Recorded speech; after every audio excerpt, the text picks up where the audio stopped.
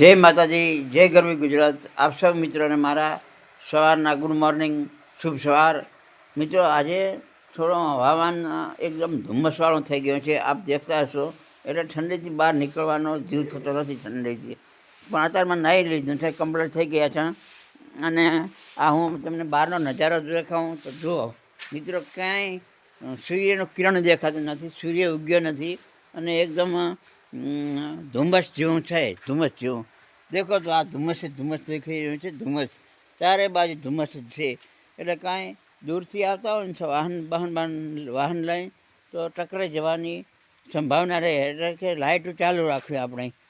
Headlight ચાલુ રાખશો તો બધું સારું, તમે સારી રીતે પસાર થઈ શકશો, ચાલી શકશો રોડ ઉપર.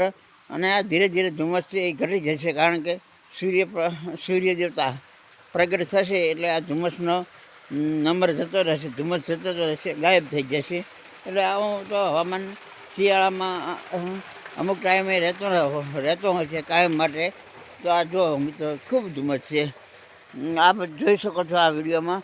તો આ ધુમ્મસથી બચવા થોડો 1-2 કલાક આપ ઘરમાં પણ ઠંડીથી બચવા રહેશો એવી મારી તમને આપણે શુભ ભલામણ છે, શુભ ભાવના છે મારી. તમને કોઈ બીમાર ન થઈ જાય, કોઈ ને તકલીફ કોઈ ના જાય, ઠંડીથી કોઈ તકલીફ ન પડી જાય. એટલે સ્વેટર, બંડી, ટોપી, મોજા આ બધું ગરમ વસ્તુ પહેરીને રાખશો મિત્રો.